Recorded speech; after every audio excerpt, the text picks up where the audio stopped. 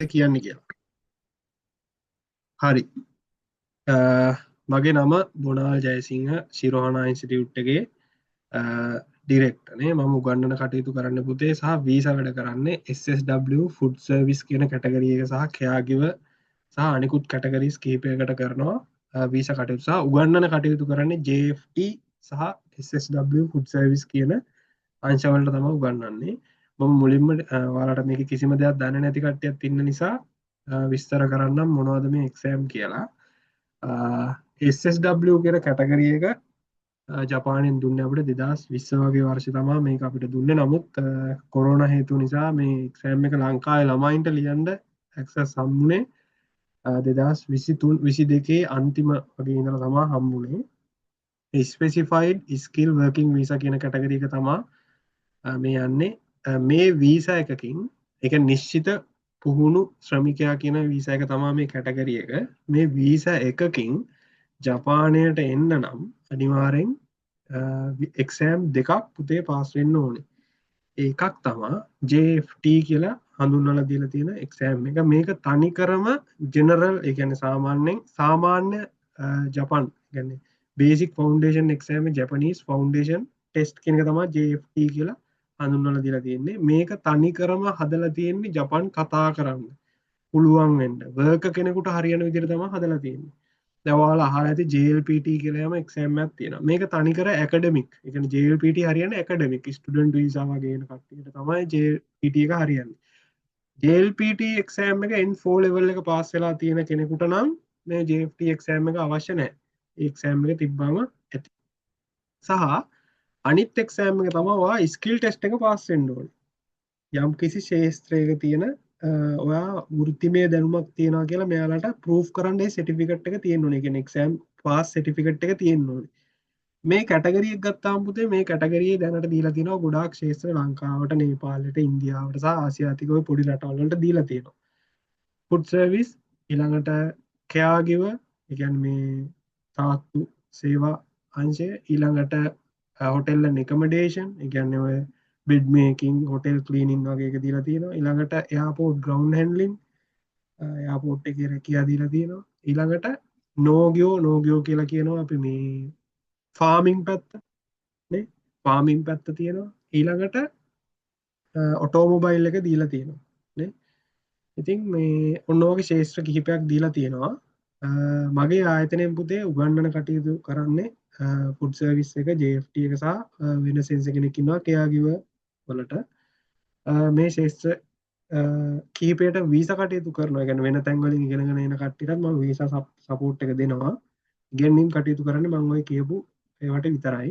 ඉතින් මුලින්ම අපි කරන්න ඕනේ මේ එක්සෑම් දෙක ලංකාවේ දැන් ගොඩක් ආයතනවල මේක සාමාන්‍යයෙන් ලක්ෂය පන්නලා එක මේකක් යනවා. එහෙම තියෙන තැන් තියෙනවා. ඔයාලා දන්නවා ඇතිනේ.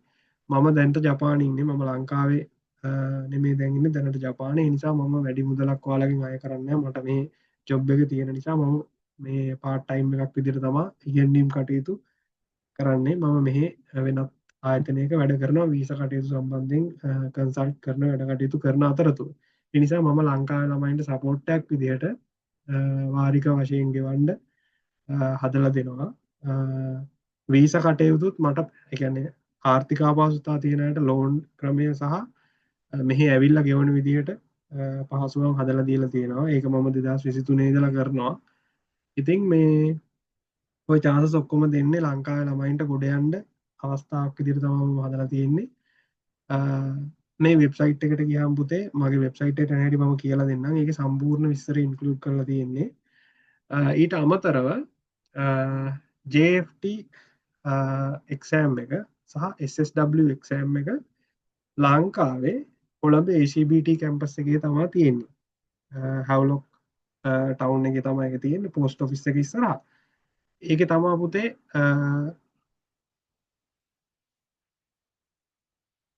ජපාන් මෙන්න මේ SSW කියන ජපානයට අවශ්‍ය කරන වර්ක් වීසා එකට එන්න අවශ්‍ය කරන මේවා ටික තියෙන්නේ. එක්සෑම් ටික තියෙන්නේ. මේවා කම්පියුටර් බේසික් එක්සෑම්.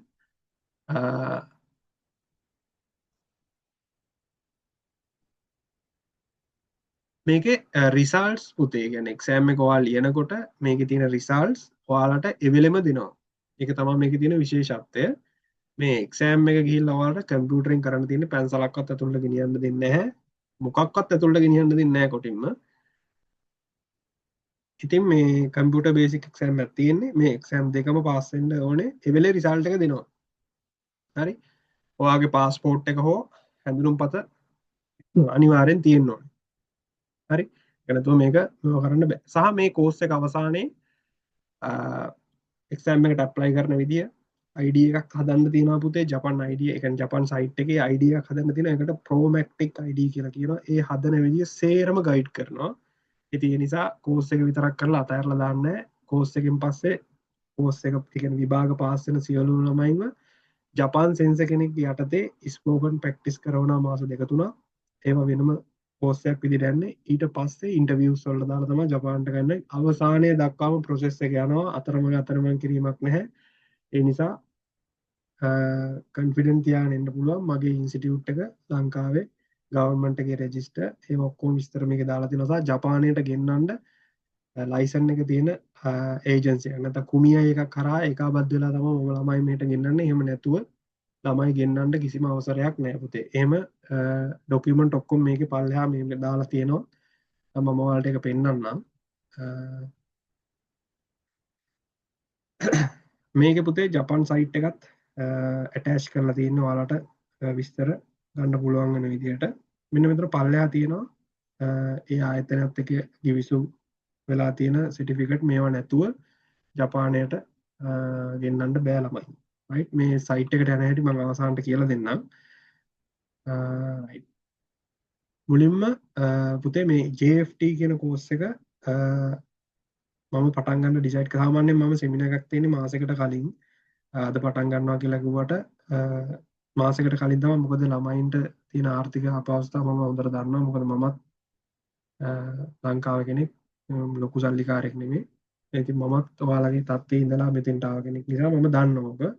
ඔයාලට පුතේ රෙජිස්ටර් ෆී එකක් විදිහට මම 5000ක් ගන්නවා හැම ළමයෙක්ගෙම.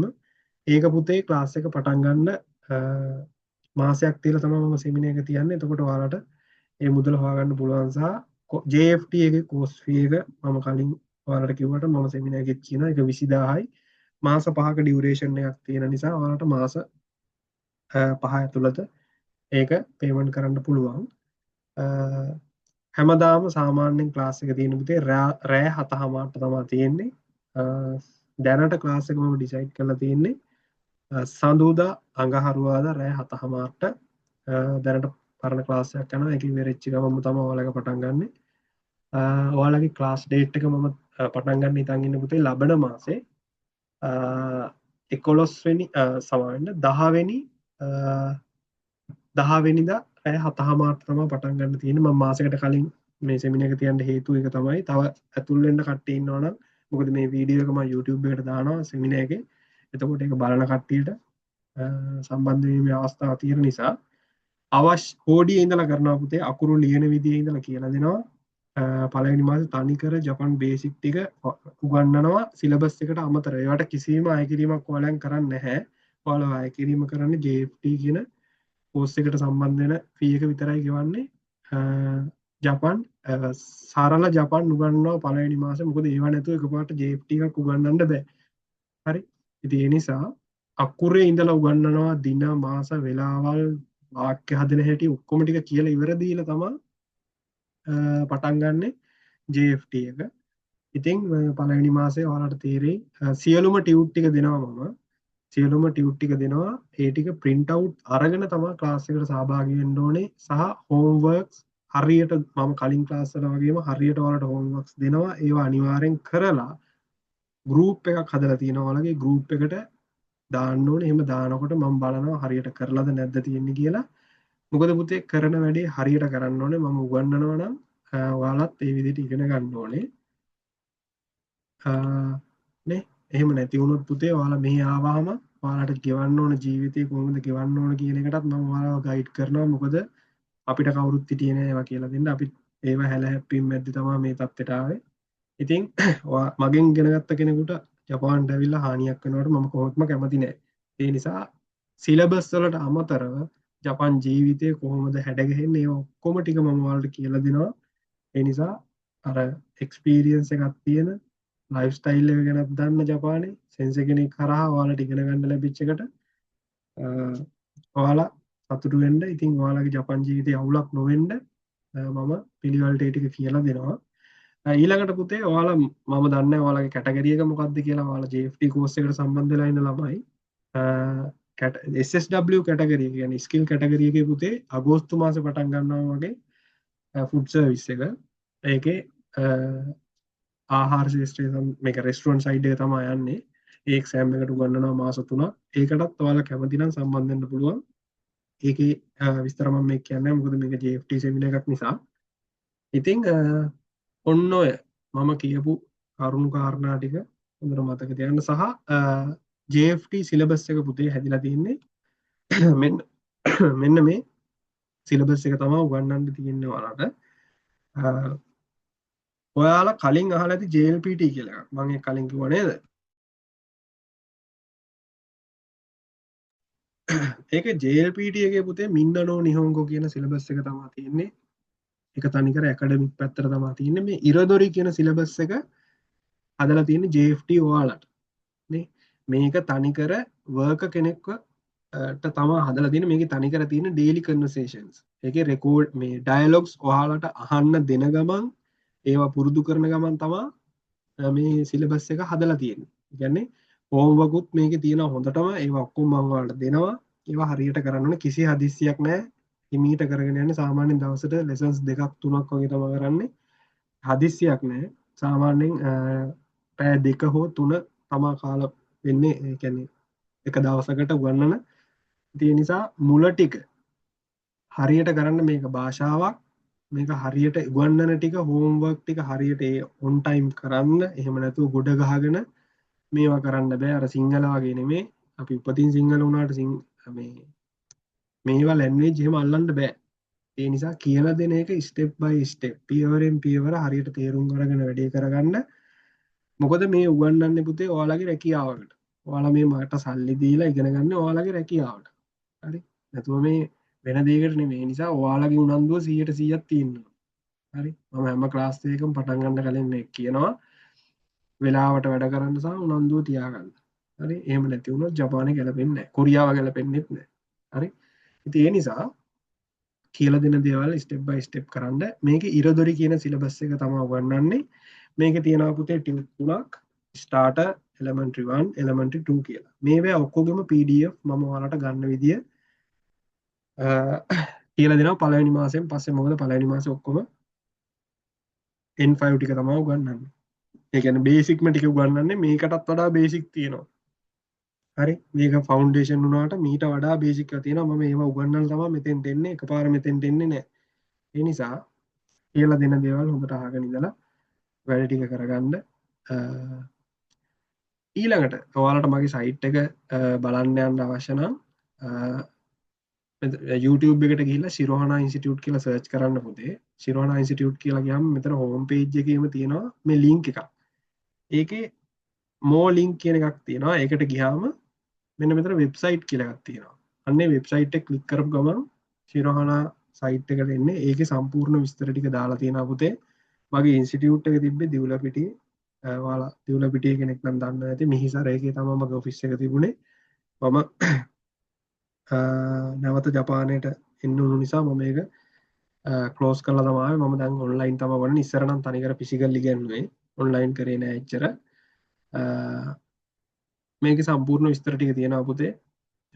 සහ ජපන් සයිට් ඔක්කොම මේකේ ඔයාලට ඇප්ලයි කරන්න දුන දින බලාගන්න ඒවා. ඊට පස්සේ වෙබ්සයිට් එකට ගිහිල්ලා ජපන් සයිට් එකට ගිහිල්ලා එක්සෑම් දාන ඒවා ඔක්කොම මේ ප්‍රෝමැක්ටික් සයිට් එක ඔක්කොම ඇටච් කරලා තියෙන. ඒ නිසා හරි ලේසි වැඩේ කරගන්න. ওই ටික තමයි තියෙන්නේ. ඔයාලට පිළිවෙලට වැඩ ටික කරගන්න අවශ්‍ය නිසා ගම්බත්නේ ගම්බත් කියලා කියන්නේ උනන්දුවෙන් වැඩ ටික කරගන්න. මොකද එහෙම නැති වුණොත් ඔයාලගේ කාලය මහන්සිය සල්ලි ඔක්කොම අපරාධ වෙනවා. ඒවට මම වැඩි කැමති නෑ. සහ හෝම්වර්ක් කරේ නැත්තම් මගෙන් බැනුම් අහන්න සිද්ධ වෙයි. ඉදිරියේදී වෙන්න පුළුවන්. ඒවට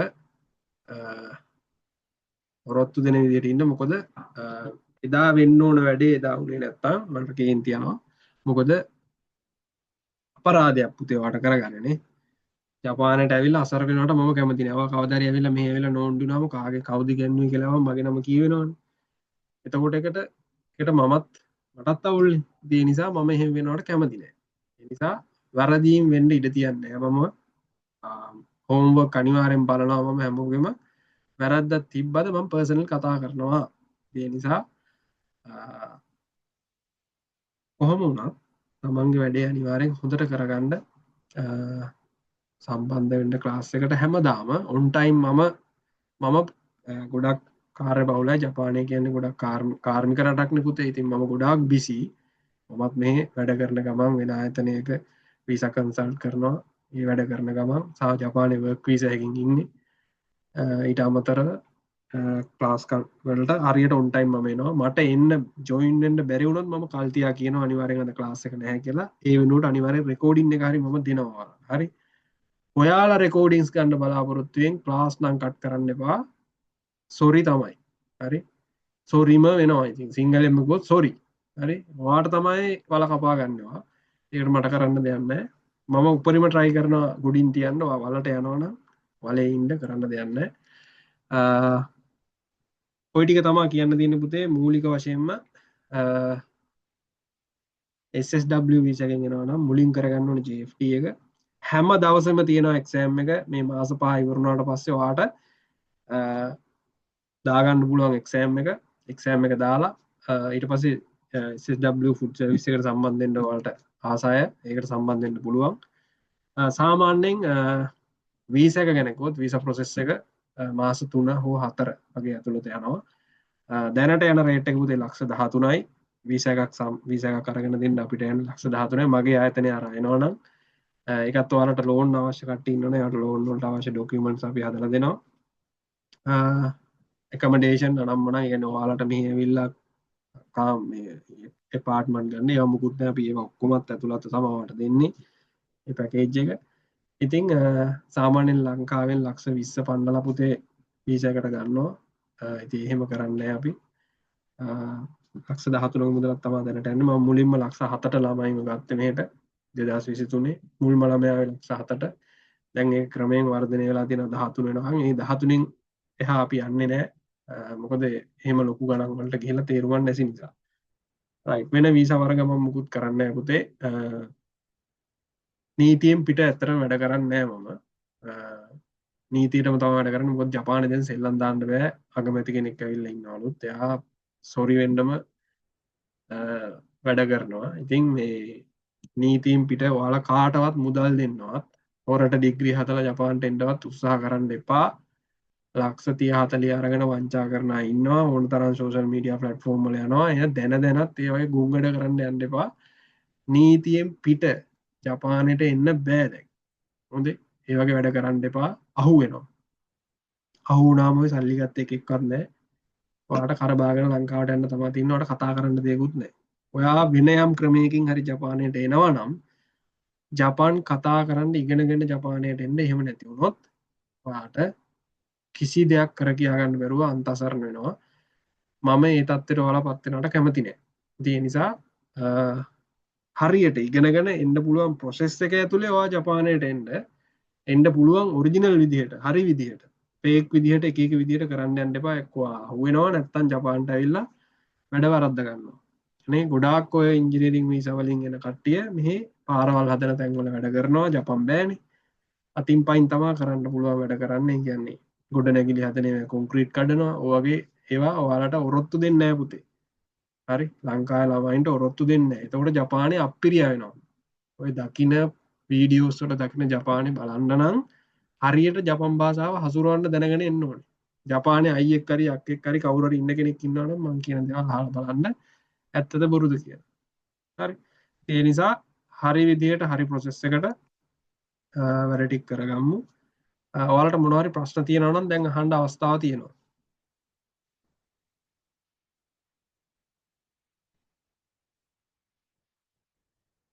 අහන්න බැරි නම් මැසේජ් එකක් හරි දාන්න Zoom එකට මම රිප්ලයි කරනවා මම කියපු දේවල් ඇතුළත ඔයාලට මොනවාරි ප්‍රශ්න තියෙනවා නම් මම බේසික්ලි කියන්න ඕන ටික කිව්වා ක්ලාස් එක පටන් ගන්න ඩේට්ස් ටිකත් මම ඉන්ෆෝම් කරා රෑ 7:00ට තමයි තියෙන්නේ සඳුදා සහ අඟහරුවාදා දිනවල තමයි ක්ලාස් එක තියෙන්නේ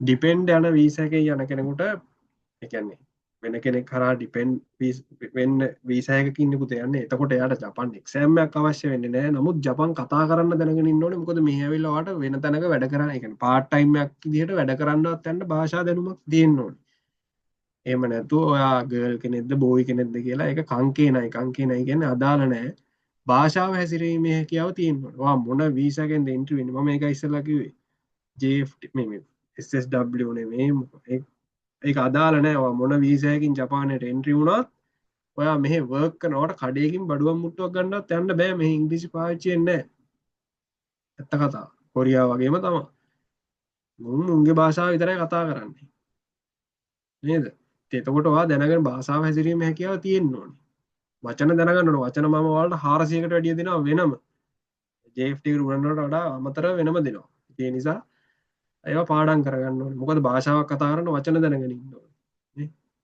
එන්ට්‍රි වෙන්න පුළුවන් ඩිපෙන්ඩ් වීසා එකෙන් ඔයාලට එක්සෑම් අවශ්‍ය නැහැ නමුත් ඔයා වෙන තැනක මෙහෙ ඇවිල්ලා නිකන් ඉන්නවා නම් ඒ කියන්නේ හවුස් වයිෆ් වගේ වෙන්න අයිඩියා එකක් තියෙනවා නම් ඒක ගැටලුවක් නැහැ නමුත් ඉතින් එළියට පහළියට යනකොට ඔයාලට ජපාන් අවශ්‍ය වෙනවා ඒ නිසා චොත්ත කංග ඇතනේ ඒක පොඩ්ඩක් කල්පනා කරලා බලන්න රයිට් වෙන මොනවද ප්‍රශ්න තියෙනවද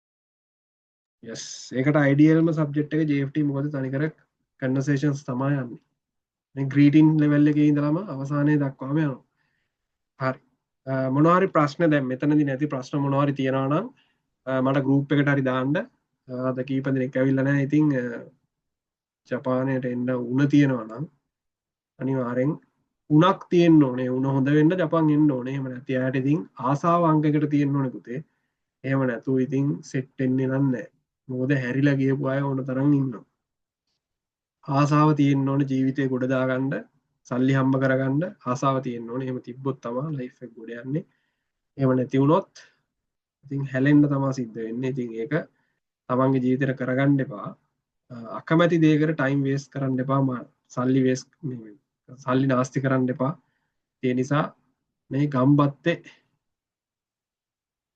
වැඩ කරන්න මහන්සිලා වැඩ කරන්නේ හරි එහෙනම් මොනවාරි ප්‍රශ්න තියෙනවා නම් පර්සනලි අහන්නත් පුළුවන් කතා කරලා සාමාන්‍යයෙන් ගෲප් එකේ අහන්නත් පුළුවන් ගැටලුවක් නැහැ ක්ලාස් එකට අදාළ දේවල් ඒ ගෲප් එකේ අහන්න ඊට අමතරව තමන්ගේ පර්සනල් දේවල් තියෙනවා මෙසේජ් එකක් දාන්න මම අනිවාර්යෙන් රිප්ලයි කරනවා ජා සෝරේ de කියවන ජුබ්බේ වාය වරිමස් එහෙනම් අදට මම මේක නවත්තනවා මොනවා හරි තියෙනවා නම් වෙන දෙයක් අනිවාර්යෙන් කන්ටැක්ට් කරගන්න මාව ජාසොරේ de ජුග්ගෝ වරිමස් මතා රේන්රාකු සුරු නොදේ මත් එතනේ ආය ඔයාලට ඉන්ෆෝමේෂන් මොනවද තියෙනවා නම් මම දෙනවා ඒ නිසා ඉන්න ගෲප් එකට මොනවද අප්ඩේට් එකක් තියෙනවා අනිවාර්යෙන් මම දානවා ක්ලාස් එක අනිවාර්යෙන් 7:00ට පටන් ගන්නවා ලබන මාසේ 10 වෙනිදා මොකද මම සති දෙකක වගේ කාලයකට පොඩ්ඩක් වෙන වැඩකට යොදවන නිසා තමයි මේ ක්ලාස් එක පරක්කුනේ නැත්තම් මේ මාසේ පටන් ගන්න තිබ්බේ ඒ නිසා ගොමෙන්නේ සමාවිල්ලනවා ඔයාලෙන් 10 වෙනිදා හරියට ෂාෆ්ට් 7:30 පටන් ගන්නවා ඒ නිසා යොරොෂිකු ඔනෙගයි ශිමස් ඔත්තුකාරි සමදේ සම්බන්ධ වුණාට ගොඩක් ස්තුතියි ඔයාසුමි සුබ රාත්‍රියක් සියලුම දෙනාට කම්බත්තෙකු දාසයි මහන්සි වෙන්න